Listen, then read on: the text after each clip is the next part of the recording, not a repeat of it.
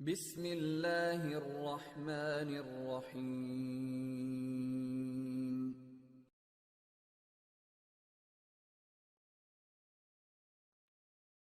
Hello student, welcome to a class sir Imran account की class.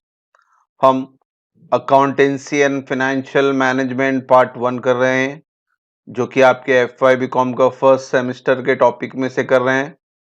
वो है आपका chapter capital and revenue, expenditure and receipt.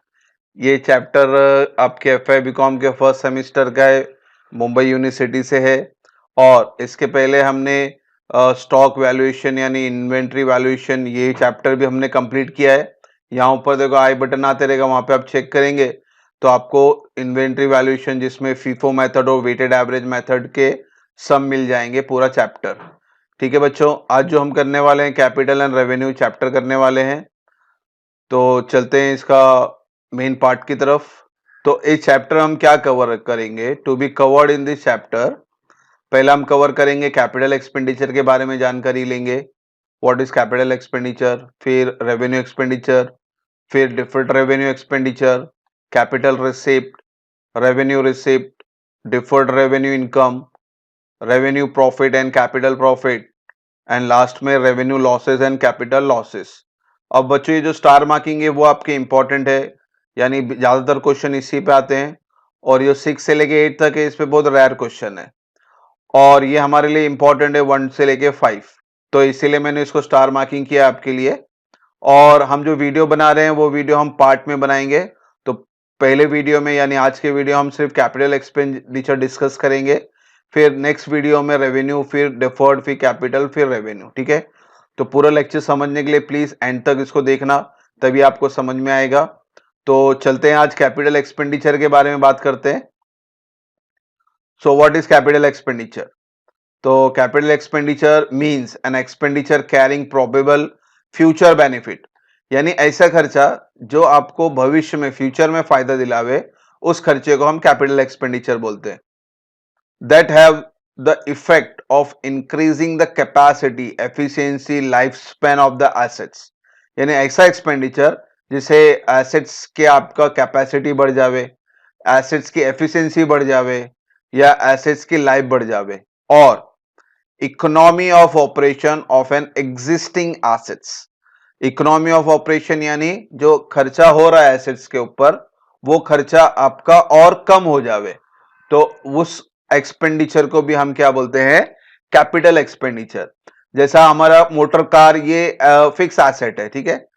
तो इसके ऊपर हमारा जो खर्चा होता है पेट्रोल वगैरह का, तो वो ज्यादा होता है। तो अब हम क्या कर रहे हैं, पेट्रोल का इंजन निकाल के उसमें डीजल का इंजन लगा रहे हैं। तो आपका अभी जो उस एसेट्स के ऊपर खर्चा है वो क्या हो जाएगा, कम हो जाएगा, क्योंकि पेट्रोल महंगा है और डीजल सस्ता है। तो आपका इकोनॉमी ऑफ ऑपरेशन रिड्यूस हो गया, यानी खर्चा आपका कम हो गया, और वो लाइफ टाइम रहने वाला है, क्योंकि डीजल इंजन लग गया तो हमेशा रहने वाला है वो। तो एग्जिस्टिंग एसेट्स के अंदर आप थोड़ा सा बदलाव कर दें जिससे आपका खर्चा कम हो जाए, उसे इकोनॉमी ऑफ ऑपरेशन कहते हैं। तो ये भी आपका क्या हो गया, कैपिटल एक्सपेंडिचर। तो कैपिटल एक्सपेंडिचर सिंपल टर्म में याद रखें, ये एक ही बार होता है और इसका फायदा लंबे समय तक आपको मिलते रहता है। That is called capital expenditure. तो अब बात करते हैं हम लोग इसके फीचर्स के बारे में या कैरेक्टरिस्टिक के बारे में, किसका, कैपिटल एक्सपेंडिचर का। तो कैपिटल एक्सपेंडिचर आपको लॉन्ग टर्म बेनिफिट दे तो उसे हम कैपिटल एक्सपेंडिचर कहेंगे। या इन्वेस्टिंग एक्टिविटी है, या कोई कंपनी का आप शेयर वगैरह परचेस कर रहे हो, तो वो भी आपके लिए क्या होगा, कैपिटल एक्सपेंडिचर। रिकवरेबल, यानी आपने जो इन्वेस्ट किया है वो आपको पैसा रिटर्न आवे, अभी थोड़े थोड़े इंस्टॉलमेंट में आवे, या प्रॉफिट फॉर्म में आवे, दैट इज रिकवरेबल। जो भी हमने पैसा लगाया है वो पैसा हमको रिटर्न आना चाहिए, तो उसे हम कहते हैं कैपिटल एक्सपेंडिचर, है ना। जैसे हम कोई मशीनरी वगैरह परचेस करते हैं, तो वो 1 लाख की मशीन खरीदी, तो उससे क्या होगा, आप, that is called capital expenditure.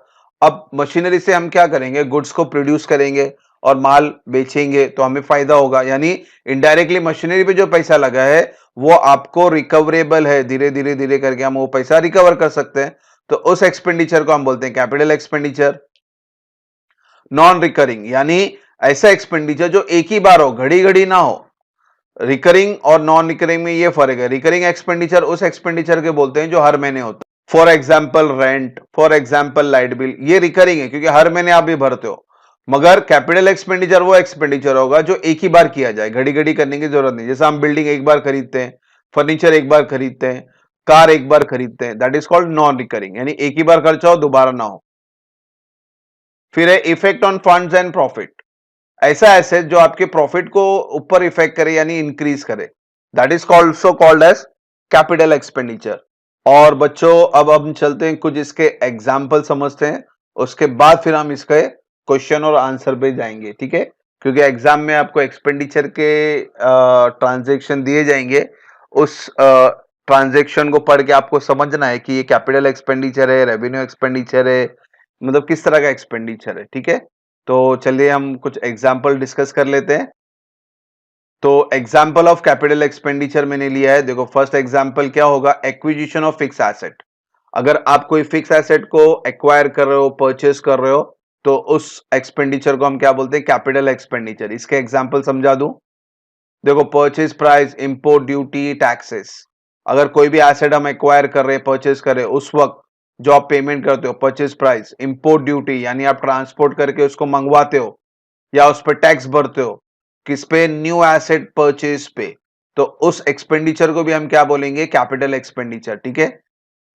Direct cost और एग्जाम्पल दिया है साइट प्रिपरेशन, यानी जो साइट पे जैसा बिल्डिंग बनने वाली तो वो साइट का आप पूरा ब्लूप्रिंट वगैरह बनाते हैं, डिजाइन बनाते हैं, तो उसे साइट प्रिपरेशन कहते हैं। वेजेस हमने दिया, कोई न्यू एसेट परचेज किया, तो उस वक्त के वेजेस को हम कैपिटल एक्सपेंडिचर कहेंगे। और जो नॉर्मल वेजेस होता है, जो फैक्ट्री में वर्कर काम करते हैं, उसे हम रेवेन्यू एक्सपेंडिचर कहते हैं, ठीक है? ये फर्क है, याद रखना। तो ये wages acquisition of fix asset के दौरान हुआ है, यानी परचेज ऑफ न्यू एसेट के दौरान जो भी नॉमिनल खर्चा भी हो, तो उसे भी हमें क्या बोलना पड़ता है, फिक्स एसेट का खर्चा है, तो उसे हम कैपिटल एक्सपेंडिचर कहते हैं। तो साइट प्रिपरेशन है, वेजेस है, हैंडलिंग कॉस्ट है, इंस्टॉलेशन कॉस्ट है, फिर है प्रोफेशनल फीस, आर्किटेक्ट फीस या engineer fees. Acquiring the assets, जब हम एसेट परचेज करते हैं, नया एसेट, उस वक्त आप प्रोफेशनल फीस भरते हैं या आर्किटेक्ट फीस भरते हैं या इंजीनियर फीस भरते हैं, तो उसे भी हम क्या बोलते हैं, कैपिटल एक्सपेंडिचर। फिर है फाइनेंसिंग कॉस्ट, जब हम कोई न्यू एसेट परचेज करते हैं, उस वक्त अगर लोन लें, तो उस ब्याज को भी हम क्या बोलेंगे, कैपिटल एक्सपेंडिचर। फिर दूसरा एग्जांपल है, ये तो एक्विजिशन ऑफ फिक्स एसेट यानी परचेज जब हम करते हैं नया एसेट, उस वक्त का एग्जांपल है। दूसरा एग्जांपल लिया है मैंने, जब आपका फिक्स एसेट का परफॉर्मेंस इंप्रूव किया जाए, तो उस खर्चे को भी हम क्या बोलेंगे, कैपिटल एक्सपेंडिचर। हमारे पास ऑलरेडी एसेट है, ये एग्जिस्टिंग एसेट यानी ऑलरेडी फिक्स एसेट है, उसका परफॉर्मेंस में इंक्रीज कर रहा हूं, तो वो उस इंक्रीज के टाइम जो खर्चा होगा उसे भी हम क्या कहेंगे, कैपिटल एक्सपेंडिचर।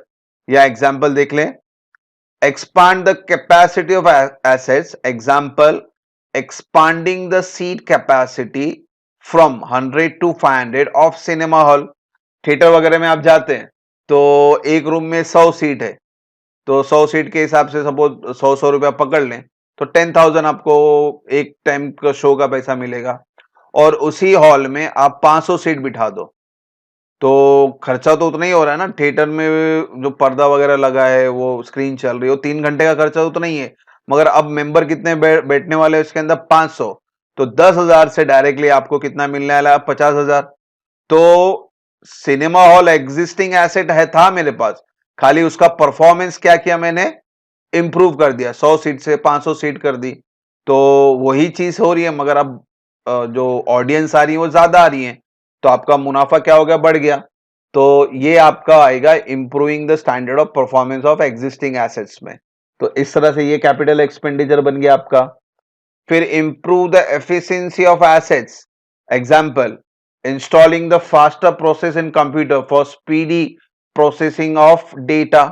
तो प्रोसेसर कंप्यूटर में ऑब्वियसली अच्छा पड़ गया, तो एसेट्स का जो एफिशिएंसी है, काम करने का जो कंप्यूटर का जो फॉर्म है, वो क्या होगा, एनहांस हो जाएगा, इंक्रीज हो जाएगा। तो वो भी जब ये प्रोसेसर आप चेंज करते हो, नया प्रोसेसर डालते हो, तो उस एक्सपेंडिचर को हम क्या बोलेंगे, कैपिटल एक्सपेंडिचर।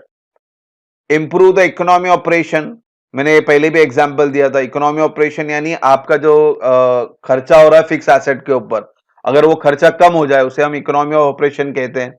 जैसे यहाँ पे एग्जांपल वही है, installing diesel engine in a truck in place of petrol engine. तो पेट्रोल का क्या भाव, भाव तो महंगा है ना, और डीजल का भाव सस्ता है। तो इससे क्या होगा, आपका इकोनॉमी ऑपरेशन इंक्रीज होगा। तो इस एक्सपेंडिचर को हम क्या बोलेंगे, capital expenditure. Extend the use life of assets, renewing the licence of a factory. तो ये लाइसेंस तो था हमारे पास, मगर लाइसेंस का एक टाइम होता है। जैसा आप बाइक या कार का लाइसेंस निकालते हैं तो उसका ड्यूरेशन होता है 10 साल 15 साल का। तो जैसे ही 10 साल हो गया तो आपको क्या करना पड़ेगा, रिन्यू करना पड़ता है। तो उसी तरह से फैक्ट्री चलाने के लिए भी हमको लाइसेंस लेना पड़ता है, और लाइसेंस बच्चों इंटेंजिबल एसेट्स है आपका। तो ये इंटेंजिबल एसेट का लाइफ हम क्या कर रहे हैं, बढ़ा रहे, रिन्यू कर रहे हैं। तो ये भी हमारा कौन सा एक्सपेंडिचर हो गया, कैपिटल एक्सपेंडिचर। फिर है increases productivity of the assets, example technical consulting fees for redesigning layout of the factory for increasing the productivity. तो आपका जो प्रोडक्शन है उसको बढ़ाना है। आप अभी डेली का सपोज 100 केजी का गुड प्रोड्यूस कर रहे हो, तो आप चाहते हो कि भाई इसको बढ़ाएं, तो आप चाहते हैं कि भाई 200 केजी डेली प्रोड्यूस हो। तो आप क्या करते हो, फिर किसी से राय मशवरा करते हो। तो एस फैक्ट्री की बात है तो टेक्निकल असिस्टेंस लेना पड़ेगा आपको। तो टेक्निकल आपको आके बताएगा भाई ये मशीन है तो 2-3 मशीन और लगा दो, या इसकी कैपेसिटी बढ़ा दो, तो आपका प्रोडक्शन क्या हो जाएगा, इंक्रीज हो जाएगा।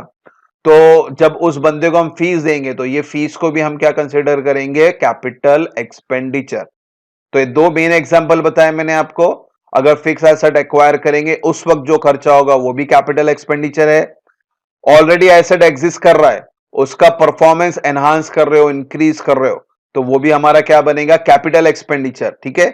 और एग्जांपल बताऊं आपको, मैंने दो याद रखे बच्चे, चलते हैं थर्ड की तरफ। कॉस्ट ऑफ एन एडिशन और extension to the existing assets. अब यहां पे एसेट तो है, ऑलरेडी एसेट्स है मेरे पास, अब उसको मैं क्या कर रहा हूं, एक्सटेंशन कर रहा हूं। 4 माले की बिल्डिंग है तो मैं 5 माले की बना रहा हूं, that is called extension. Example में क्या दिया, देखो, एक्सटेंशन और annexe to the existing building. ठीक है, 4 माले की थी, हमने क्या कर दिया, 5 माला कर दिए। तो ये भी आपका कौन कौन सा एक्सपेंडिचर बना, कैपिटल एक्सपेंडिचर। फिर चौथा है इन्वेस्टमेंट, आप कोई कंपनी में शेयर खरीद लो या गवर्नमेंट बॉन्ड खरीद लो, तो वो भी क्या हो गया आपके लिए, कैपिटल एक्सपेंडिचर। एग्जाम्पल में परचेज ऑफ शेयर है, सिक्योरिटीज है, डिबेंचर्स है, इमूवेबल प्रॉपर्टीज है, इन्वेस्टमेंट इन अदर कंपनी है। तो ये सब भी यानी सिंपल वर्ड में इन्वेस्टमेंट होगा बच्चों। और इन्वेस्टमेंट हम घड़ी घड़ी नहीं करते, एक ही बार करते हैं, कैपिटल एक्सपेंडिचर है हमारा ये। Cost of acquisition of intangible asset, पहला एग्जांपल में टेंजिबल एसेट्स था, इस एग्जांपल में मैंने इंटेंजिबल एसेट लिया है। टेंजिबल एसेट यानी building, machinery, furniture. Intangible goodwill, copyright, patent, इसे इंटेंजिबल एसेट्स कहते हैं। तो ये भी खरीदा जाता है बच्चों। तो परचेज ऑफ गुडविल है, पेटेंट है, कॉपीराइट है, सोल सेलिंग राइट है यानी माल बेचने का राइट। लाइसेंस अभी पहले बताया था मैंने, लाइसेंस भी इंटेंजिबल एसेट है। Trademark, now how, publishing titles, तो ये सारे हमारे क्या हैं, इंटेंजिबल एसेट। तो आप जब आप इसको परचेज करोगे, एक्विजिशन यानी परचेज करेंगे, तो ये भी क्या बन जाएंगे आपके, कैपिटल एक्सपेंडिचर। फिर छठा पॉइंट है इसके अंदर, cost of acquiring and development of wasting assets. Wasting assets यानी जो नेचुरल चीज होती है उसके बारे में बात कर रहे हैं। नेचुरल चीज पे आप कोई जगह खरीदो और नेचुरल प्रोडक्शन करो, जैसा चाय वगैरह हम लोग गुड प्रोड्यूस करते हैं, या कहीं पे आपने माइनिंग वगैरह कर दिया, तो उस जगह को खरीद रहे हो, माइनिंग कर रहे हो, उस जगह को खरीद रहे हो, आप टी कॉफी वगैरह उगा रहे हो, तो उससे हम cost of acquiring and development of wasting assets बोलते हैं। तो एग्जाम्पल देखो, माइन है, ऑयल वेल है, टी स्टेट है। तो ऐसी जमीन जो वेस्ट पड़ी हो तो आप उसका इस्तेमाल करो चाय कॉफी खेती बाड़ी करने के लिए, या उस जगह में बंजर जमीन है मगर अंदर उसके अंदर ऑयल पड़ा है, या माइनिंग कर रहे हैं हम लोग, कोयला वगैरह निकाल रहे हैं। तो ऐसे एसेट को जब हम परचेज करते हैं, एक्वायरिंग यानी परचेज करते हैं, तो उसे भी हम क्या कहते हैं, कैपिटल एक्सपेंडिचर। तो ये 6 पॉइंट अगर आप याद रखेंगे तो आपको इजीली समझ में आएगा कि भाई ये एक्सपेंडिचर कैपिटल एक्सपेंडिचर है। क्योंकि एग्जाम में आपको 6-7 एक्सपेंडिचर दिए जाएंगे, तो उसमें से आपको हर एक एक्सपेंडिचर आइडेंटिफाई करना है कि भाई ये कैपिटल एक्सपेंडिचर है, ये रेवेन्यू एक्सपेंडिचर है। तो कैपिटल एक्सपेंडिचर, ये 6 कैटेगरी आपको समझ में आ रही है, तो वो उस एक्सपेंडिचर को हम क्या कहेंगे, कैपिटल एक्सपेंडिचर कहेंगे। ठीक है बच्चों, अब एक्चुअल सम की तरफ चलते हैं जो आपको एग्जाम में आएगा।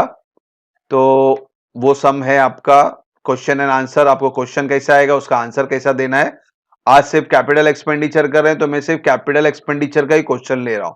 तो पहला क्वेश्चन है कॉस्ट ऑफ गुडविल परचेज। अभी देखो गुडविल क्या इंटेंजिबल एसेट है और ये एक ही बार खरीदा जाता है, तो इसलिए क्या बन गया आपको, कैपिटल एक्सपेंडिचर। तो आपको ऐसा आंसर लिखना है नीचे कैपिटल एक्सपेंडिचर, फिर उसके आगे मीनिंग भी आपको समझाना है क्यों है ये capital expenditure. As cost of goodwill purchase is an acquisition of an intangible asset. ठीक है, तो इंटेंजिबल एसेट आपने परचेज एक्विजिशन किया हुआ है यानी परचेज किया हुआ है, तो फिक्स एसेट परचेज करेंगे एनी हाउ, वो क्या बन गया आपका कैपिटल एक्सपेंडिचर। फिर सेकंड एग्जांपल है cost of construction of building. ऐसा क्वेश्चन आएगा आपको एग्जाम में, तो आपको समझना है भाई कंस्ट्रक्शन यानी ये एक्सटेंशन हो रहा है बिल्डिंग का, और बिल्डिंग का एक्सटेंशन यानी ये भी कैपिटल एक्सपेंडिचर। उसका रीजन लिखे, as cost of construction of a building helps to create a capital assets, है ना, एक तरह का कैपिटल एसेट्स ही बन जाता है बिल्डिंग आपका, तो इसीलिए क्या बन गया आपका कैपिटल एक्सपेंडिचर।